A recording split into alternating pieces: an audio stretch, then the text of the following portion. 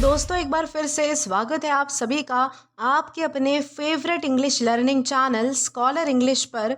मेरा नाम है दीपिका कुमावत और मैं इस चैनल पर वेरियस कॉम्पिटिटिव एग्जाम्स के लिए इंग्लिश सब्जेक्ट टीच करती हूँ।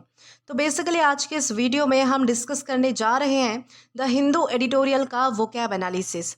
आशा करती हूँ कि आप इन सेशंस के साथ रेगुलरली जुड़ रहे हैं और इनका बेनिफिट भी उठा रहे हैं, क्योंकि इन सेशंस का मकसद है आपकी वोकैब पावर को और ज़्यादा इन्हांस करना। और ये जो वोकैब सेशंस है ये बैंक, एसएससी, रेलवे, यूपीएससी या फिर किसी भी कॉम्पिटिटिव एग्जाम के लिए इक्वली बहुत ही ज़्यादा इंपॉर्टेंट है। तो चलिए और ज़्यादा देर ना करते हुए बढ़ते हैं हमारे वोकैब शो की ओर और जानेंगे कि आज का हमारा सबसे पहला वर्ड कौन सा होता है। तो दोस्तों आज का हमारा सबसे पहला वर्ड आता है गेयटी। दोस्तों इस वर्ड को गेयटी प्रोनाउंस किया जाता है, जिसका मतलब होता है खुशी, उल्लास, हर्ष या फिर आनंद। जैसे कि मान लो तुम्हारे स्कूल में एनुअल फंक्शन हो रहा है, सब स्टूडेंट्स डांस कर रहे हैं, टीचर्स भी इंजॉय कर रहे हैं, हॉल में लाइट्स, म्यूजिक और लाफ्टर है। तो ये जो हैप्पीनेस, सेलिब्रेशन और चेयरफुल एटमॉस्फेयर है उसे ही गेयटी कहते हैं। जैसे कि अगर आपको और कुछ एग्जांपल्स बताऊं तो शादी या फिर पार्टी जहां पर सब हंस रहे हैं और इंजॉय कर रहे हैं तो उसे भी गेयटी कहते हैं। या फिर फेस्टिवल जैसे कि दिवाली या फिर होली, उस पर जो मतलब कि जो जॉयफुल मूड होता है वो भी एक तरीके से गेयटी है। या फिर फ्रेंड्स के साथ मस्ती और लाफ्टर से भरी हुई इवनिंग जो होती है वो भी तो प्योर गेयटी होती है। तो इस तरीके से आप समझ पाओगे कि गेयटी यानी क्या है। सिंपल वर्ड्स में अगर आपको समझाऊं तो गेयटी का मतलब है हैप्पीनेस, जॉयफुलनेस या फिर चीयरफुल सेलिब्रेशन। तो याद रखिएगा कि गेयटी का मतलब होता है खुशी, उल्लास या फिर आनंद। और दोस्तों ये हमारे पास पार्ट्स ऑफ स्पीच में नाउन है।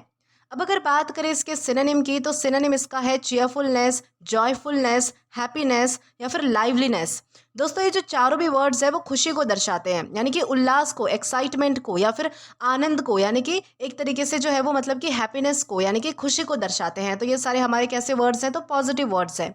वही हमारे एंटोनिम पर आए तो एंटोनिम में है सैडनेस, ग्लूम, सॉरो या फिर मेलांकली। दोस्तों ये जो चारों भी वर्ड है वो निराशा को, यानी कि कोई अगर निराश है, हताश है, नाराज है, यानी कि बहुत ज़्यादा दुख में है, तो ऐसे सिचुएशन को ये सारे वर्ड्स रिप्रेजेंट करते हैं। तो इस तरीके से आप समझ पाओगे कि सिनोनिम और एंटोनिम में कौन कौन से वर्ड्स हमें बताए गए हैं। अब अगर बात करें इसके एग्जाम्पल की तो एग्जाम्पल इसका है the festival was full of Getty and colourful decorations. यानी कि वो जो फेस्टिवल था, यानी कि वो जो त्यौहार था, तो वो पूरी तरीके से जो है वो मतलब कि गेटी से भरा हुआ था। गेटी यानी कि उसमें बहुत ज़्यादा चेयरफुलनेस थी, बहुत ज़्यादा खुशी थी, लोग इंजॉय कर रहे थे, यानी कि पूरा सेलिब्रेशन का माहौल था। और साथ ही साथ वहाँ का जो डेकोरेशन था वो भी बहुत ज़्यादा कलरफुल था, यानी कि रंगीन था, हर तरफ रंग ही रंग थे। तो इस तरीके से आप समझ पाओगे कि गेटी यानी क्या होता है और किस तरीके से आपको इसका यूज़ करना है। देन इसी के साथ हम आगे जाएंगे हमारे नेक्स्ट वर्ड की और जानेंगे कि इसके बाद हमारा अगला वर्ड कौन सा है। तो दोस्तों इसके बाद हमारा वर्ड आता है पैलेट। दोस्तों पैलेट का मतलब होता है पीला, फीका या फिर रक्तहीन, यानी कि जिसमें बिल्कुल भी कोई यानी कि मतलब कि एक एक्साइटमेंट नहीं होती है बेसिकली, जिसमें जो मतलब कि बहुत ही ज़्यादा फीका होता है, जिसमें रक्तहीन भी यहाँ पर यूज़ किया है, यानी कि इस वर्ड को जो है वो बेसिकली पर्सन के कॉन्टेक्स्ट में यूज़ हुआ है। लेकिन अगर आपको मैं बता दूँ एग्जाम्पल की हेल्प से, तो मान लो जैसे कि तुम्हारा फ्रेंड है जो कि एग्ज़ाम के स्ट्रेस में है, उसने ठीक से खाना नहीं खाया और उसका जो चेहरा जो है, यानी कि उसका जो फेस है वो बिल्कुल पेल यानी कि फीका और वीक लग रहा है, यानी कि बहुत ही ज़्यादा कमज़ोर लग रहा है, जैसे कि उसके चेहरे का रंग उड़ गया हो। तो ये जो कलरलेस, लाइफलेस या फिर थका हुआ अपीयरेंस होता है किसी का, उसे हम पैलिड कहते हैं। जैसे कि अगर आपको कुछ और एग्जांपल्स बताऊं तो बीमार इंसान जिसके फेस पे कोई भी ग्लो नहीं है, तो वो क्या हुआ, तो वो पैलिड फेस हो गया। या फिर एक स्टोरी यानी कि एक बोरिंग स्टोरी जिसमें कोई भी एक्साइटमेंट नहीं है, तो वो क्या है, तो वो पैलिड स्टोरी है। वैसे ही सुबह उठते ही मिरर में जब अपना टायर्ड फेस आप देखते हो तो वो क्या होता है, तो वो थोड़ा पैलिड लुक होता है। तो इसी तरीके से सिंपल वर्ड्स में आपको समझना है कि पैलिड का मतलब होता है पेल, डल या फिर कलरलेस। स्पेशली फेस या फिर सिचुएशन दोनों के लिए ये यूज़ हो सकता है, तो इस तरीके से आपको ध्यान रखना है। यानी कि जिसका फेस या फिर जिसकी कोई और सिचुएशन हो सकती है वो पूरी तरीके से मतलब कि फीकी पड़ चुकी है, जिसमें कोई रस ना हो, रसहीन हो कोई चीज़, तो उसे हम पैलिड कह सकते हैं, जो फीकी है बिल्कुल। दोस्तों ये हमारे पास पार्ट्स ऑफ स्पीच में एग्जेक्टिव है, यानी कि विशेषण है। सिनोनिम इसका होता है पेल, वैन, एशन या फिर कलरलेस। पेल या फिर वैन का क्या मतलब होता है, जो चीज़ मतलब कि बिल्कुल ही फीकी है, यानी कि जिसमें कोई रंग नहीं है, जिसमें कोई एक्साइटमेंट नहीं है, कोई उत्साह नहीं है, यानी कि जो रूखी सूखी है। वही एशन जो है वो एशन, ऐश जैसे आपने ऐश वर्ड सुना होगा, ऐश का क्या मतलब होता है, राख होता है। जैसे ऐश में जो है वो कोई कलर नहीं होता पर्टिकुलर, या फिर जो है वो मतलब कि बहुत ही ज़्यादा सूखी सूखी होती है, तो उस चीज़ को रिप्रेजेंट करने के लिए यहाँ पर जो है वो एशन वर्ड का यूज़ हुआ है। और हमारा जो चौथा सिनोनिम है वो है कलरलेस, यानी कि जिसमें कोई कलर नहीं है तो उसे हम कहेंगे कलरलेस। एंटोनिम तो इसका है रूडी, रोजी, हेल्दी या फिर वाइब्रेंट, यानी कि ये जो चारों वर्ड्स हैं वो ऐसी चीज़ों को मतलब कि डिपिक्ट करते हैं जो कि चीज़ हेल्दी है, स्वस्थ है, यानी कि रोजी है, बहुत ही ज़्यादा अच्छी कंडीशन में है, या फिर जो है वो वाइब्रेंट है, यानी कि उसमें बहुत सारे कलर्स है, एक्साइटमेंट है। वाइब्रेंट यहाँ पर एक्साइटमेंट के तौर पर भी आप यूज़ कर सकते हो, यानी कि समझ सकते हो। तो इस तरीके से आप समझ पाओगे कि ये जो सारे वर्ड्स हैं हमारे सिनोनिम्स और एंटोनिम्स वाले, वो किस तरीके से यूज़ हुए हैं। इसी के साथ हम अगर आगे बढ़े और इसके एग्जाम्पल को जाने, तो एग्जाम्पल इसका है, the patient looked pallid after staying in bed for several days, यानी कि वो जो पेशेंट था वो मतलब कि बहुत दिनों तक बेड पे रहने के बाद जो है वो बहुत ही ज़्यादा पैलिड लग रहा था, यानी कि बहुत ही ज़्यादा जो है वो फीका लग रहा था, यानी कि उसका जो फेस है वो बहुत ज़्यादा डल लग रहा था, उसके फेस पे कोई ग्लो नहीं था, या फिर उसका जो फेस है वो पीला पड़ चुका था, ऐसा लग रहा था। तो इस तरीके से आप समझ पाओगे कि पैलिड यानी क्या होता है। देन इसी के साथ हम आगे बढ़ेंगे हमारे अगले वर्ड की ओर। तो दोस्तों इसके बाद हमारा अगला वर्ड आता है एंस्कॉन्स। दोस्तों एंस्कॉन्स का मतलब होता है सुरक्षित जगह पर बैठना, बसना या फिर छुपना। जैसे कि मान लो तुम मूवी देखने जाते हो, पॉपकॉर्न लेते हो और थिएटर में अपनी कॉम्फी सीट में बैठ जाते हो, कोजी ब्लैंकेट जैसा फील आ रहा है और तुम रेडी हो मूवी देखने के लिए। तो ये जो कंफर्टेबल और सिक्योर पोजीशन में सेटल होना होता है उसे ही एंस्कॉन्स कहते हैं। और अगर आपको एग्जांपल्स देकर बताऊं तो घर घर आके जब आप सोफे पर बैठकर फ़ोन स्क्रॉल करते हो तो तुम एंस्कॉन्स हो गए हो, या फिर बिल्ली अपने फेवरेट कॉर्नर में जाके जब कंफर्टेबली बैठ जाए या फिर सो जाए तो वो भी क्या हो गई है, तो वो भी एंस्कॉन्स हो गई है। यानी कि सिंपल वर्ड्स में एंस्कॉन्स का मतलब होता है कंफर्टेबली सेटल हो जाना, या फिर सिक्योर पोजीशन में बैठ जाना, या फिर लेट जाना, तो उसे हम कहेंगे एंस्कॉन्स। और दोस्तों याद रखिएगा कि ये हमारे पास पार्ट्स ऑफ स्पीच में वर्ब है, यानी कि क्रिया है। सिनोनिम इसका होता है सेटल, नेस्टल, एस्टैब्लिश या फिर शेल्टर। सेटल या फिर नेस्टल का मतलब होता है कि किसी स्थान पर बस जाना बेसिकली। एस्टैब्लिश का भी यही मतलब होता है कि किसी स्थान पर जो है वो बैठ जाना, बस जाना। और शेल्टर का मतलब होता है कि किसी चीज़ के ऊपर आश्रित होना बेसिकली, यानी कि किसी चीज़ का आश्रय लेना, तो उसे हम कह सकते हैं शेल्टर। तो ये सारे हमारे सिनोनिम्स है। वही एंटोनिम की बात करें तो एंटोनिम इसका है एक्सपोज, रिवील, डिस्प्लेस या फिर अनसेटल। एक्सपोज का मतलब होता है किसी चीज़ का खुलासा करना। रिवील का मतलब होता है किसी चीज़ को सबके सामने लाना, यानी कि खुलासा करना बेसिकली। डिस्प्लेस या फिर अनसेटल का मतलब होता है अपनी जगह बदलना, यानी कि अपनी जगह से यानी कि दूसरी जगह पर चला जाना, या फिर अनसेटल हो जाना, यानी कि अपनी एक जगह से उठकर दूसरी जगह पर चले जाना, तो उसे हम कहेंगे डिस्प्लेस या फिर अनसेटल। वहीं अगर इसके एग्जाम्पल की बात करें तो एग्जाम्पल इसका है, she ensconced herself in the arm chair with a good book, यानी कि उसने जो है वो अपने आप को जो है वो मतलब कि आर्म चेयर पर सेटल कर लिया, यानी कि अच्छे से कंफर्टेबल प्लेस में वो बैठ गई एक अच्छी सी बुक के साथ। तो इस तरीके से आप जो है वो आप समझ पाओगे कि एंस्कॉन्स यानी क्या होता है और किस तरीके से आपको इसका यूज़ करना है।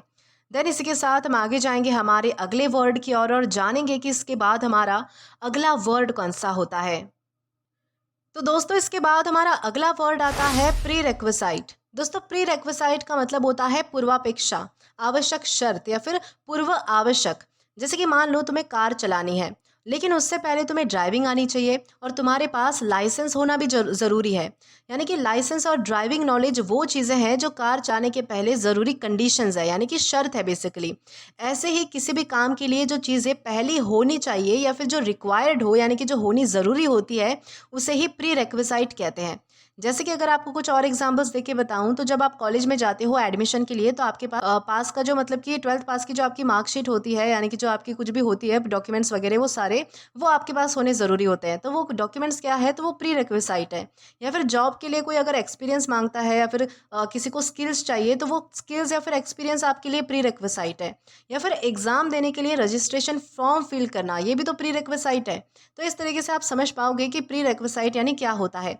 सिंपल वर्ड्स में प्री रिक्विसाइट का मतलब होता है कोई ऐसी चीज़ जो किसी और काम के होने से पहले ज़रूरी हो, यानी कि कोई स्पेसिफिक काम को करने के लिए पहले आपको दूसरा काम करना पड़ेगा ताकि वो काम एग्जीक्यूट हो सके, तो उसे हम कहेंगे प्री रिक्विसाइट।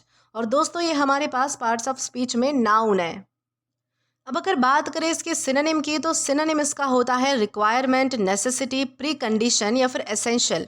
रिक्वायरमेंट का मतलब होता है कोई चीज़ ज़रूरी होना, किसी चीज़ की ज़रूरत होना। नेसेसिटी का भी यही मतलब होता है कि कोई चीज़ आपको मतलब कि ज़रूरी होना।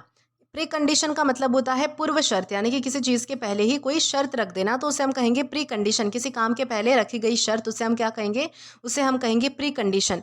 एसेंशियल का भी मतलब यही होता है, कोई ज़रूरत चीज़ या फिर मतलब कि कोई ज़रूरत वाली चीज़, यानी कि जो बहुत आपको ज़रूरी हो, ऐसी चीज़ को हम एसेंशियल कहते हैं। वही एंटोनिम पे आए तो एंटोनिम इसका है ऑप्शनल, चॉइस, नॉन एसेंशियल या फिर एक्स्ट्रा। ऑप्शनल या फिर चॉइस का मतलब है जो आपके पास विकल्प है, यानी कि बहुत सारे आपके पास ऑप्शंस है, बहुत सारे आपके पास चॉइस है।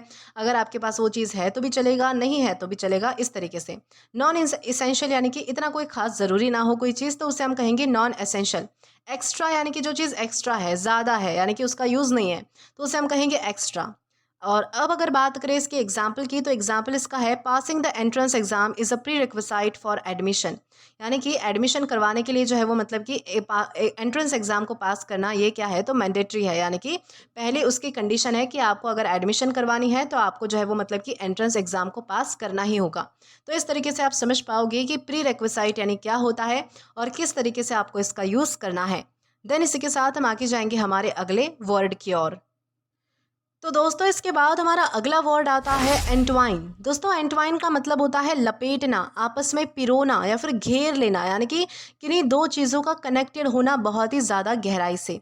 जैसे कि मान लो तुम और तुम्हारे बेस्ट फ्रेंड की दोस्ती इतनी ज़्यादा गहरी है कि तुम दोनों हमेशा साथ रहते हो, हर बात शेयर करते हो और लाइफ के एक्सपीरियंसेस एक दूसरे में घुल मिल गए हैं तुम्हारे। तो ये जो क्लोजली ट्विस्ट या जॉइन होना होता है या फिर एक दूसरे में घुल मिल जाना होता है, उसे ही एंटवाइन कहते हैं।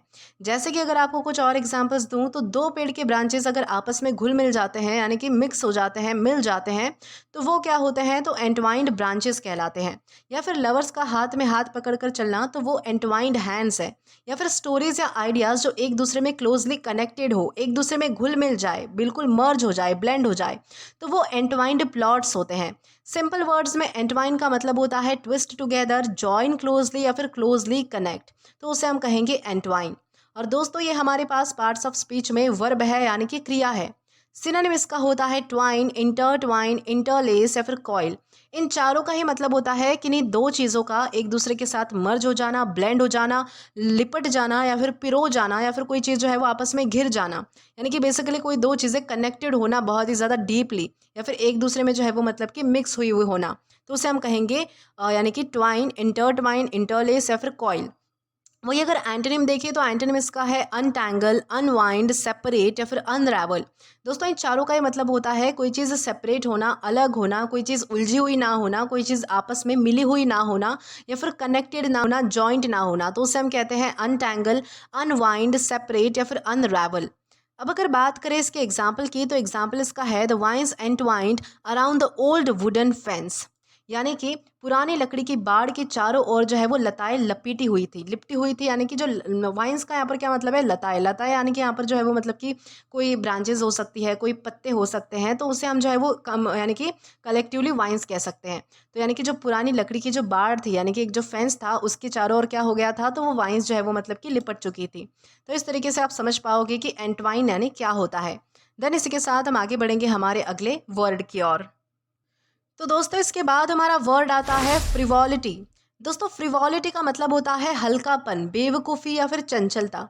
जैसे कि मान लो तुम्हारे स्कूल में एक बोरिंग लेक्चर चल रहा है, तुम्हारा दोस्त जो है वो सडनली फनी जोक सुनाते हैं और क्लास में सब हंसने लगते हैं और सीरियस टॉपिक को थोड़ा हल्का फील करते हैं।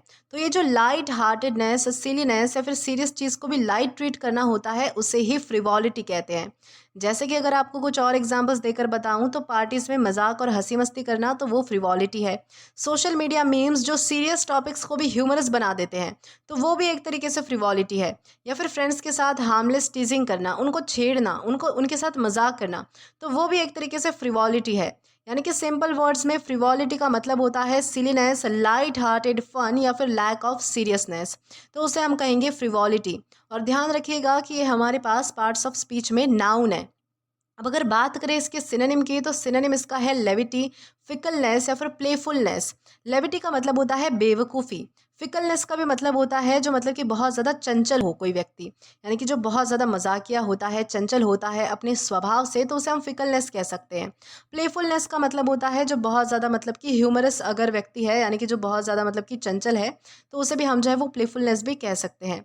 अब अगर बात करें इसके एंटोनिम की, तो एंटोनिम इसका है सीरियसनेस, सोबरिटी, ग्रेविटी या फिर सोलेमनिटी। इन चारों का ही क्या मतलब होता है कि कोई व्यक्ति बहुत ही ज़्यादा गंभीर है, सीरियस है, यानी कि बहुत ही ज़्यादा क्या है तो इंटेंस है, डीप है, पैशनेट है किसी चीज़ को लेकर, यानी कि वो मजाक नहीं कर रहा है या फिर किसी चीज़ को हंसी में नहीं उड़ा रहा।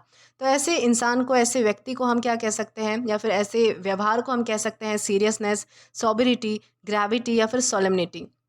अब अगर बात करें इसके एग्जाम्पल की, तो एग्जाम्पल इसका है the teacher scolded the students for their frivolity during the lecture. यानी कि जो टीचर है उन्होंने जो है वो मतलब कि स्टूडेंट्स को, यानी कि बच्चों को डांटा, क्योंकि वो लेक्चर के बीच में जो है वो मतलब कि हंसी मजाक कर रहे थे, बेवकूफ़ी भरी बातें कर रहे थे और सारा क्लास जो है वो मतलब कि हंस रहा था और डिस्टर्ब हो रहा था। तो इस तरीके से आप समझ पाओगे कि फ्रिवॉलिटी यानी क्या होता है और किस तरीके से आपको इसका यूज़ करना है। देन इसी के साथ हम आगे जाएंगे हमारे अगले वर्ड की ओर। तो दोस्तों इसके बाद हमारा अगला वर्ड आता है अडोरेशन। दोस्तों अडोरेशन का मतलब होता है पूजा, भक्ति, श्रद्धा या फिर अत्यधिक प्यार। जैसे कि मान लो तुम अपने मम्मी पापा के लिए बहुत ज़्यादा रिस्पेक्ट और प्यार फील करते हो, तुम उनके लिए गिफ्ट्स ले आते हो और उनके काम में हेल्प भी करते हो और हमेशा उनकी बातें भी सुनते हो। तो ये जो डीप लव, रिस्पेक्ट और एडमायरेशन की फीलिंग होती है उसे ही अडोरेशन कहते हैं।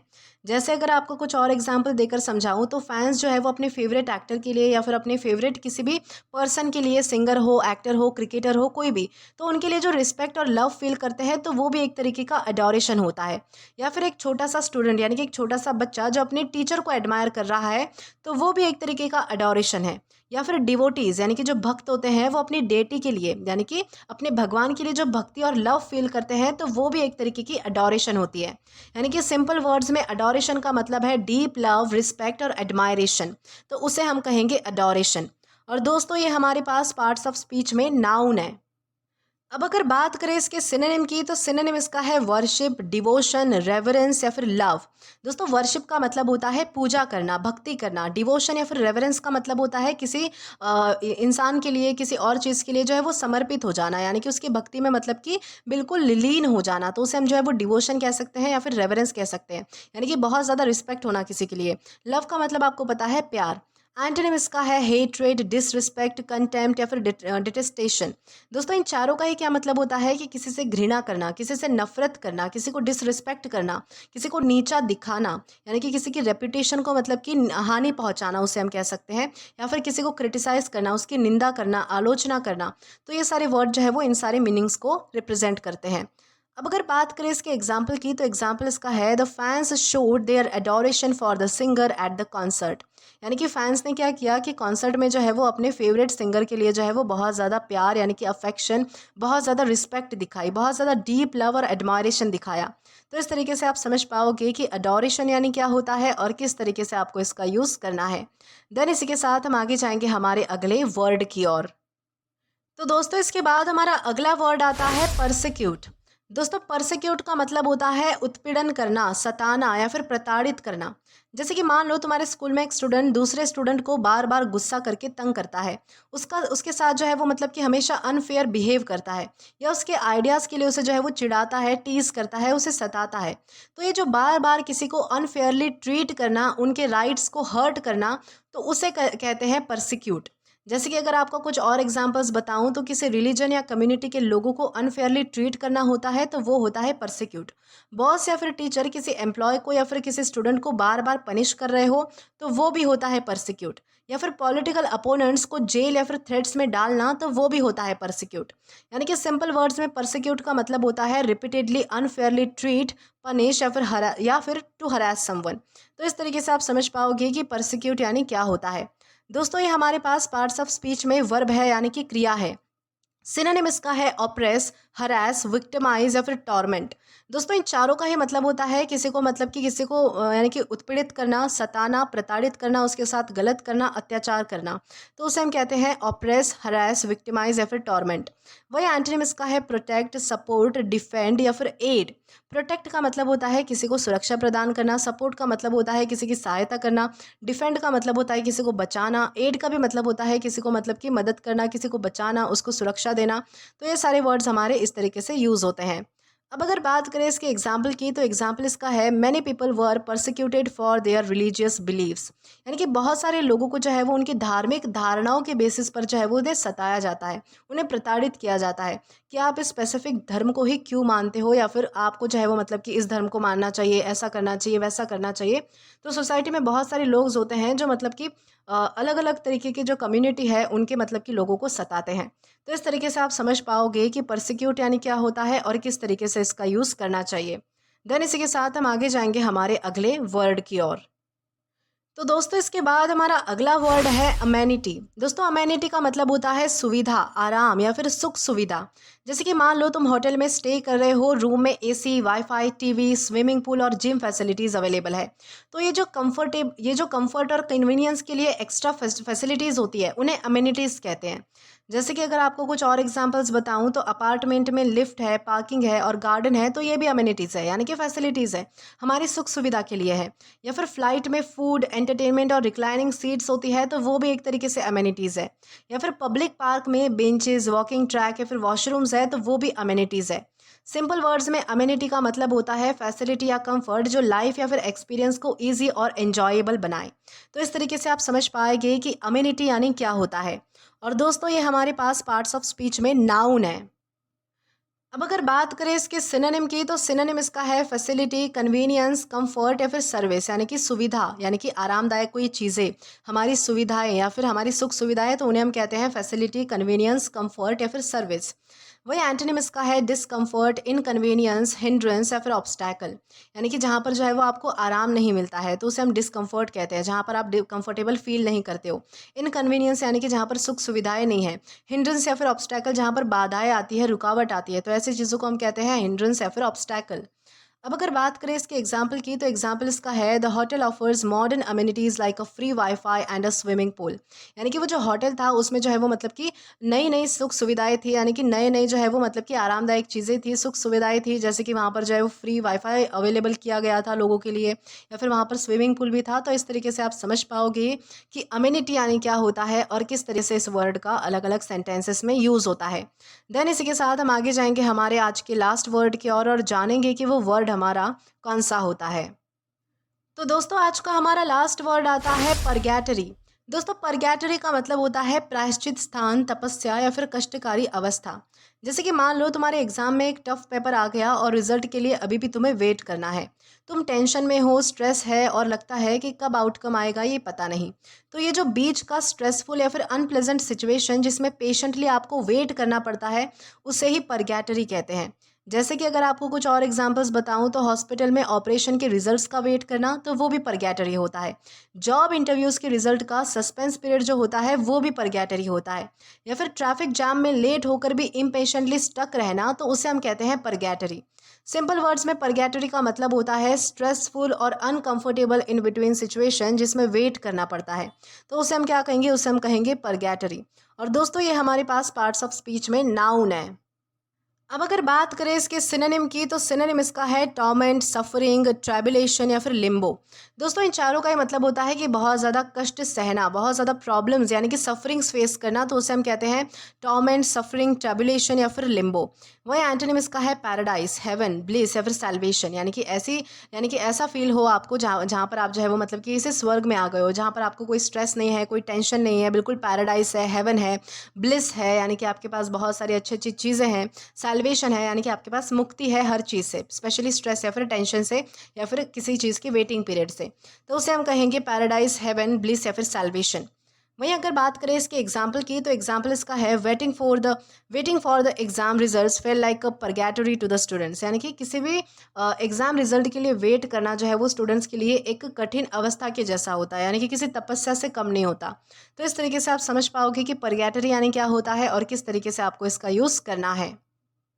तो दोस्तों आज के लिए बस इतना ही। आज की इस क्लास का पीडीएफ आप हमारे टेलीग्राम चैनल के थ्रू एक्सेस कर सकते हैं, और अगर आपने अभी तक हमारा टेलीग्राम चैनल ज्वाइन नहीं किया है तो टेलीग्राम पर English with Deepika Kumawat search करके या फिर डिस्क्रिप्शन में दिए गए लिंक के थ्रू, साथ ही साथ अभी जो आपको आपके स्क्रीन पर क्यूआर कोड दिख रहा है वहाँ से भी आप जो है वो डायरेक्टली स्कैन करके हमारा टेलीग्राम चैनल ज्वाइन कर सकते हैं, ताकि आप कभी भी किसी भी नए आने वाले वीडियोज़ को लेकर कोई भी अपडेट्स को मिस ना करें।